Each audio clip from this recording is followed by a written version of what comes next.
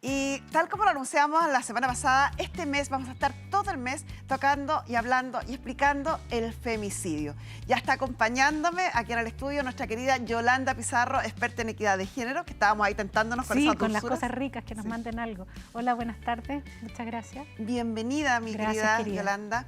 La semana pasada nos explicó Sabas Chaguán, el ex fiscal nacional y abogado de Grupo Defensa, qué es lo que era el femicidio, el asesinato de una mujer con una serie de características que la ley lo tipifica específicamente en el Código Penal. Y a raíz de ello se hace pertinente hablar de un tremendo avance que ha habido este último tiempo, que fue la promulgación y entrada en vigencia de la Ley Gabriela.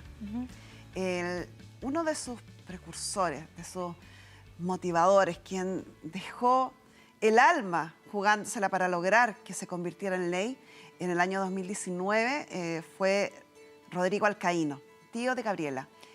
Lo conocí en el año 2019 en una entrevista que hicimos en una sección, mi querida Yolanda, que era Valientes, donde conocíamos a personas que sin ninguna facultad especial decidían darle vuelta al destino, cambiar la vida y iniciar a veces grandes causas.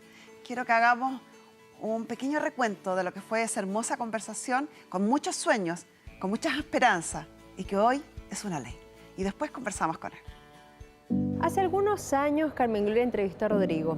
Él no contó su historia, pues el 11 de junio del 2018 su vida cambió para siempre. El expololo de su sobrina, Gabriela, la mató a ella y a su madre sin piedad. Gabriela tenía solo 17 años. Su tío y su familia reclamaban justicia.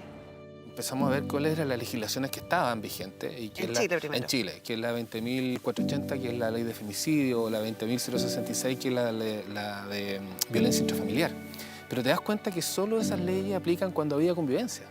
Y resulta que Gabriela es una niña de 17 años que vivía con su mamá y no hay convivencia. O sea, ahí te das cuenta, entonces, te das cuenta que en es ese un minuto homicidio simple y no es es un lo que homicidio no va a tener una calificante, por lo tanto no va a tener la pena mayor que tú podrías esperar. Efectivamente. Eso es lo primero que te marca. Eso nos damos cuenta. Claro. Que estaban las leyes de la ley de pololeo, la violencia contra... Mira, imagínate lo injusto que es hablar de una ley de violencia contra la mujer cuando es un derecho establecido por la Constitución. Este crimen, ante ojos de la ley y en esa época, fue solo un doble homicidio con agravantes, pero no un femicidio. ¿Qué quiere decir esto? Quiere decir que en caso de tener buen comportamiento, el culpable podría salir en libertad en 15 o 20 años. Esto significó que esta familia tomara su dolor y los transformara en fuerza para que en Chile existiera una ley que castigara crímenes como los de su sobrina. Y como familia agarramos este fierro caliente porque quema, duele, pero también te lleva hacia adelante.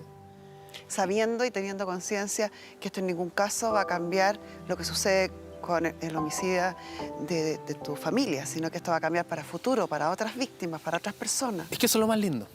Esa es la posibilidad que tenemos como ciudadanos, de personas, de gente con una base familiar íntegra, de poder echar adelante algo que ni siquiera es para nosotros, pero que sabemos que alguien en el futuro va a recibir un tremendo beneficio.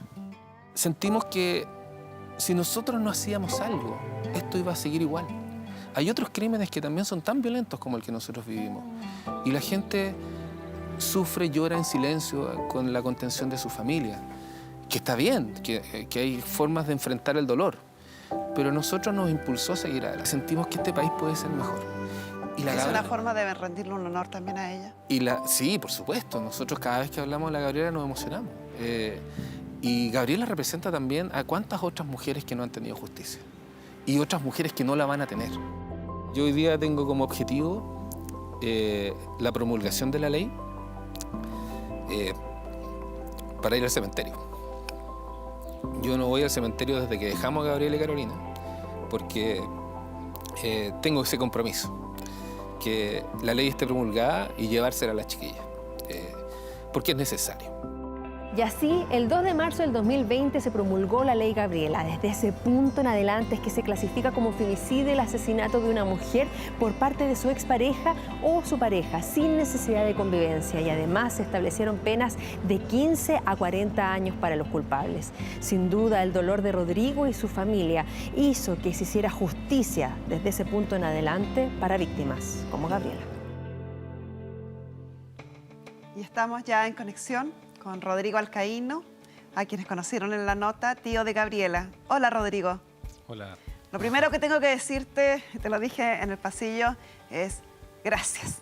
Gracias y felicitaciones. Felicitaciones porque a pesar de las circunstancias horrorosas en las que se da esta lucha, finalmente, como tú dices, es un logro enorme para un país completo y para muchísimas mujeres que aún siguen viviendo en la violencia.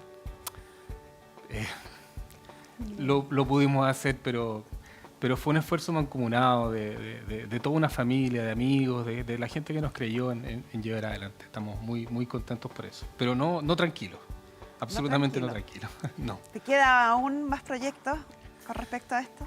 Sí, lo que pasa, Carmen Gloria, que lo terrible en la ley de Gabriela es que tú te pones a pensar, si hay un femicidio nuevamente, ¿ley Gabriela aplica o no aplica? El tema es cómo evitamos eso, cómo evitamos que se produzcan los femicidios frustrados que están doblando hoy día al femicidio efectivo. Cómo, cuándo, y el gobierno tiene que poner los brazaletes pronto a las víctimas y a los victimarios para evitar que se produzcan esto, porque esto genera adicionalmente un drama familiar. ¿Dónde quedan los niños de estos femicidios? Sí. Por otro lado también, y pensamos que es muy importante, pero a más largo plazo, es la educación. Si nosotros logramos que las próximas generaciones entiendan lo que es el respeto, entiendan que se puede vivir de una forma equitativa, una forma de igualdad en derechos, no vamos a necesitar ni las leyes, no vamos a necesitar ni los brazaletes, porque tenemos que creer que hay esperanza en el futuro. Y por eso estamos parados, por eso seguimos adelante. La mejor forma de explicarla es la que tú estás haciendo. Efectivamente, hoy día necesitamos emparejar la cancha. Hoy día está muy despareja. Entonces hay que apoyar esta lucha contra la violencia para que estemos en igualdad de condiciones, y a lo mejor cuando estemos en igualdad de condiciones, a lo mejor cuando aprendamos a respetarnos, como tú dices, no va a haber necesidad de tener un tipo penal distinto, a lo mejor no va a haber necesidad de un brazalete, no va a haber necesidad de medidas de protección, pero mientras eso no ocurra, hay que seguir haciéndonos partícipes, Yolanda. Y lo que dice Rodrigo es la esencia de lo que nos motiva a nosotros en la campaña de este año: cambiar culturalmente, cambiar desde las raíces, volverlo una normalidad, esta sensación de igualdad y de respeto. De todas maneras, lo que pasa es que lo que dice Rodrigo a mí me hace mucho sentido, lo hemos conversado otras veces, Carmen, y que tiene que ver con lo que él plantea respecto a los procesos educativos. ¿Ah?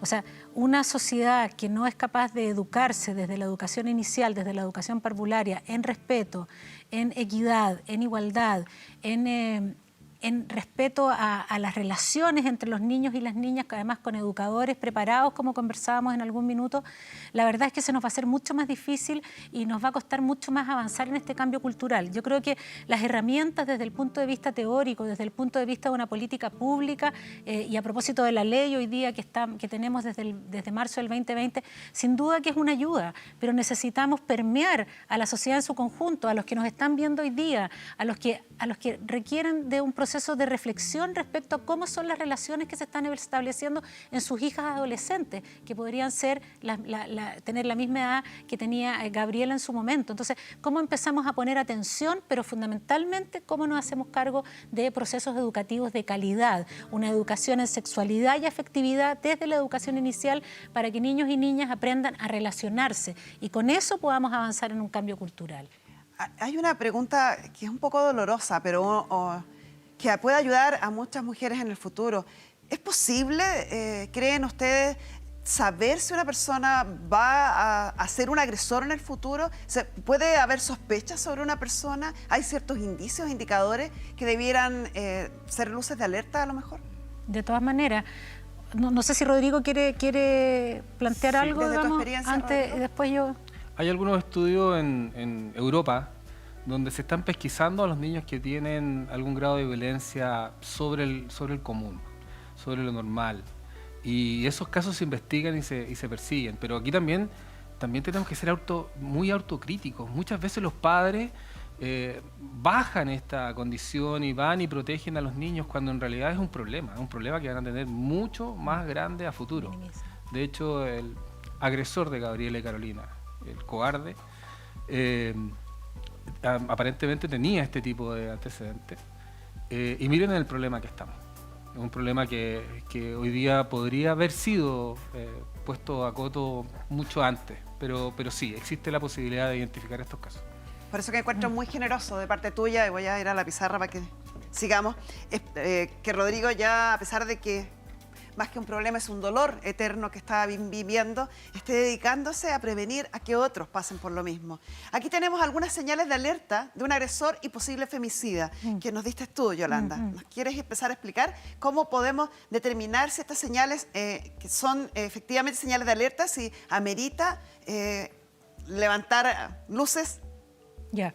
A ver, lo que pasa es que yo solo primero quisiera retomar un poco lo que estaba diciendo Rodrigo, que me parece súper importante, Carmen, y que son esas señales que nosotros percibimos y las cuales como madres y padres de repente o minimizamos o ignoramos porque nos cuesta asumir... O ocultamos, como dijo. Claro, que nuestros hijos tienen ciertas conductas que tienen que ver con los modelos que nosotros hemos instaurado en la vida de ellos. Porque tú puedes acá una infancia claro, con abandono y violencia intrafamiliar. O sea, seguramente un niño que ha vivido en su casa ya esta situación, muy probablemente en el futuro va a ser un agresor, digamos. Conductas sexistas, dominante, violento verbalmente, roles rígidos, sesgos y estereotipos, ejercer poder controlador, machista.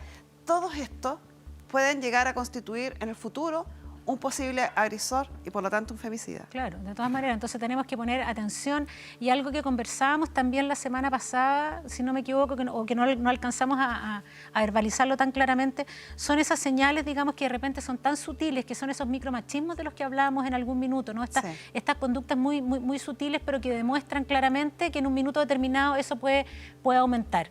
Lo que decíamos respecto al control, en cómo nos vestimos, en cómo nos controlan el uso del celular, cómo nos celan cuando estamos en nuestros espacios de trabajo y nos van a buscar, digamos, a los lugares de trabajo.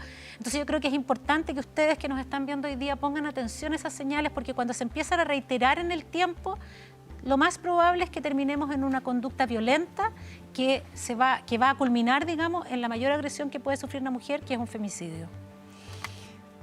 Una vez que hayamos avanzado en el programa, vamos a ver algunos ejemplos, vamos a ver dónde pedir ayuda y qué cosas podemos hacer para ayudarnos también entre todos, porque esto no solamente se nos está pasando a mí, sino que además se le está pasando a un hermano, un amigo, un vecino. Puedo ponerme en acción y prevenir a que llegue a estas fatales consecuencias, ¿no? Sí, de todas maneras, yo creo que a ver, es un deber ético hoy día, que nos hagamos cargo, digamos, sobre todo lo que decíamos la semana pasada, cuando escuchamos en el departamento al lado que a la vecina la están agrediendo, hay mucha violencia, rotura de plato.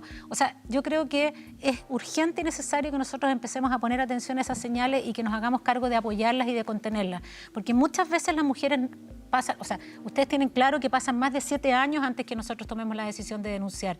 Entonces, en ese contexto, ¿cómo no va a ser importante que sororamente entre nosotras las mujeres nos podamos apoyar y contener y recoger, digamos, esas situaciones de violencia que están viviendo las mujeres? Por eso yo digo, esto lo paramos y lo cambiamos entre todos. Aquí nadie sobra, todos somos parte, todos y todas.